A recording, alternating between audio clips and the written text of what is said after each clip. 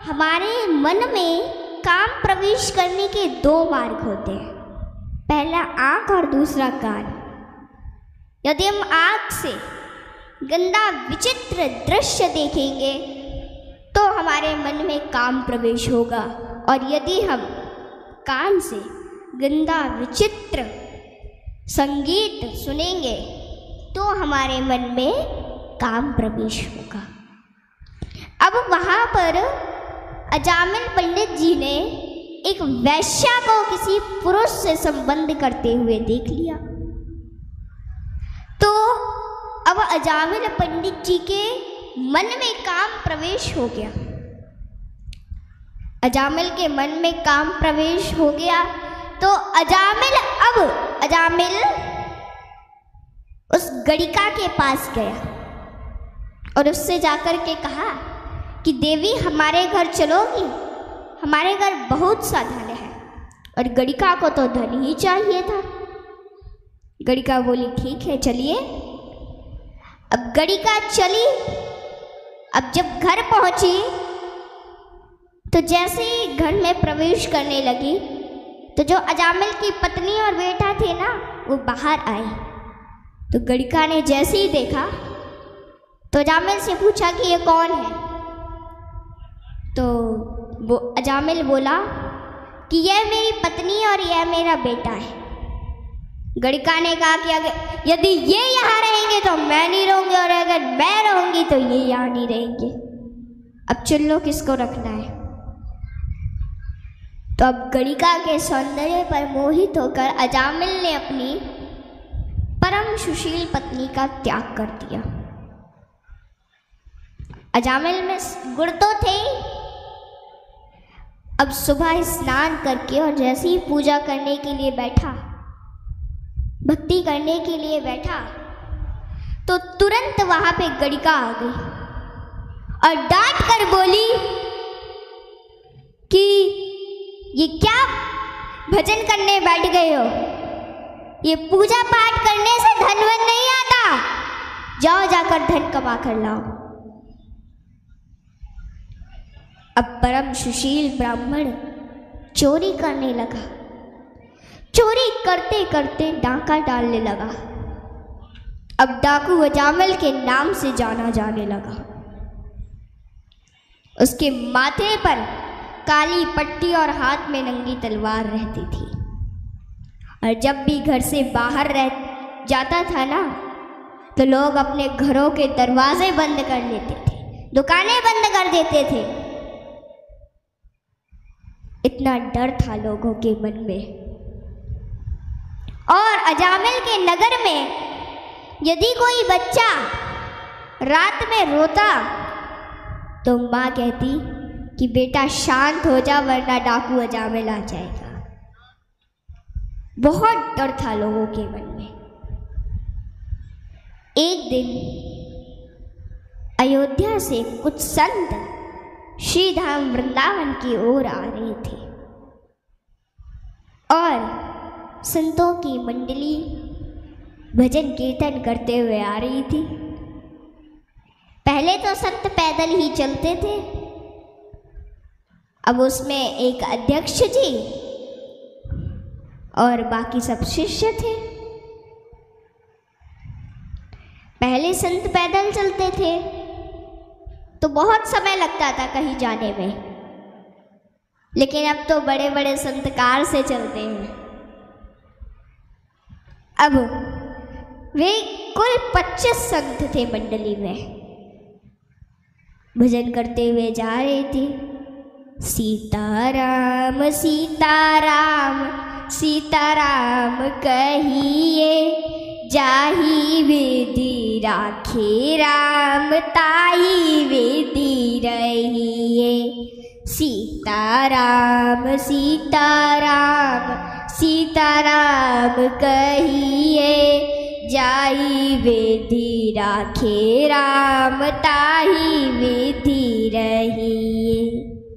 अब सभी संत जन जब जा रहे थे तो रात्रि का समय हो गया। अजामिल के नगर में आए, वहाँ पर किसी व्यक्ति से पूछा कि भैया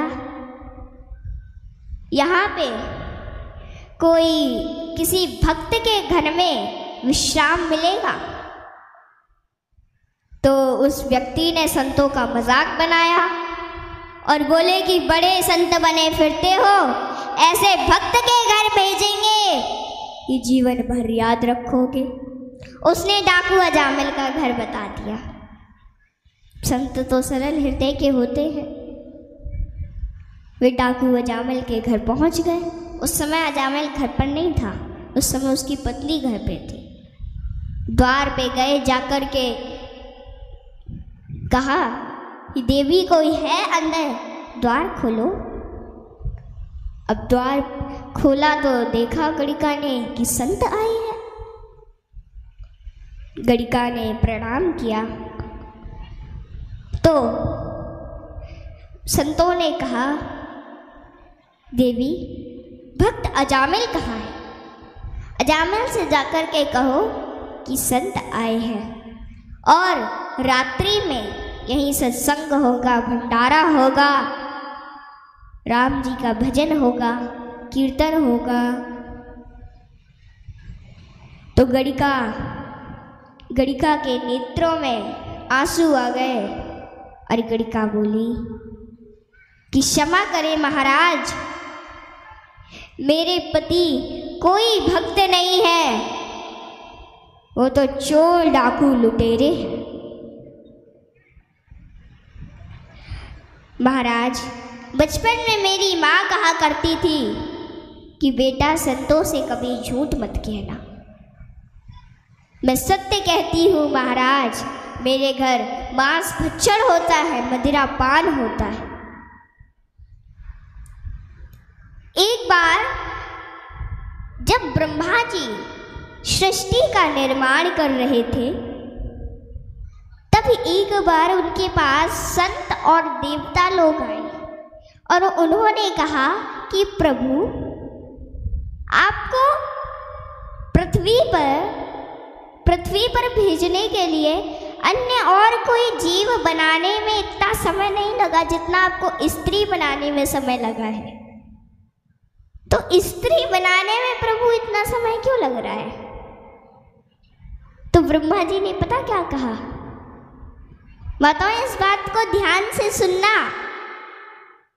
ब्रह्मा जी ने कहा कि अन्य कोई जीव इसलिए इतना समय नहीं लगा उसे बनाने में क्योंकि वो सबके दुख को नहीं सह सकता है, लेकिन स्त्री को बनाने में इतना समय इसलिए लग रहा है कि वो सबके दुख को सह सकती है और खुद भूखी रहकर अपने परिवार को भूखा नहीं रहने सकती, और वह खुद नहीं सोएगी लेकिन अपने परिवार को जरूर सुलाएगी, अपना कष्ट किसी को नहीं बताएगी, दूसरों को पीड़ा नहीं देगी और दूसरों की पीड़ा का हरण कर लेगी।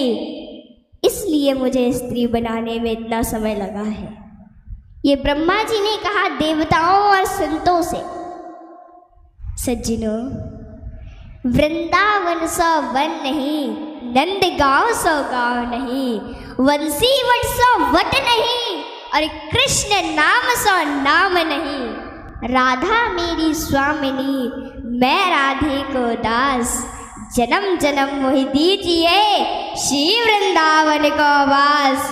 वृंदावन की वृक्ष को मरब न जाने कोई, डाल डाल और पात पात पे श्री राधे राधे हो। राधा राधा कहते ही सब बाधा मिट जाए, कोटि जन्म की आपदा नाम लिए सो जाए।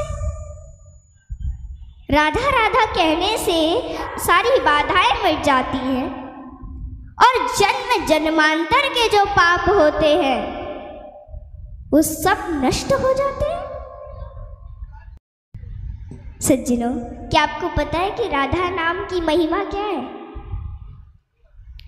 एक भक्त के मन में यह प्रश्न आया कि राधा नाम की महिमा क्या है, और उसकी उसी समय मृत्यु भी हो गई।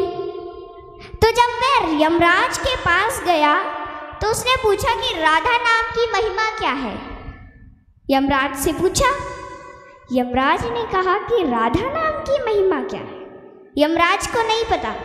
यमराज ने कहा चलो ब्रह्मा जी से जाकर पूछते हैं। अब यमराज उसकी पालकी को लेकर चला। यमराज खुद उसकी पालकी को चला रहा है। सोचिए, वो ब्रह्मा जी के पास गए। ब्रह्मा जी से उस व्यक्ति ने यही प्रश्न पूछा कि राधा नाम की महिमा क्या है। तो ब्रह्मा जी बोले यह तो हमें भी नहीं पता, चलिए शंकर जी से जाकर पूछते हैं। अब ब्रह्मा जी भी उनकी टोली में लग गए। अब शंकर जी के पास गए तो वही प्रश्न फिर पूछा गया। शंकर जी को भी नहीं पता। शंकर जी भी उसकी टोली में लग गए और बोला कि चलिए अब विष्णु जी से जाकर पूछते हैं कि राधा नाम की महिमा क्या है। सज्जनों, जब विष्णु जी के पास गए ना, तो विष्णु जी ने कहा, विष्णु जी से पूछा कि राधा नाम की महिमा क्या है। सज्जनों, विष्णु जी ने कहा कि प्रियतम तुम हमारे पास आओ। और विष्णु जी ने उसे अपने पास बुलाकर और अपनी गोद में बिठा लिया।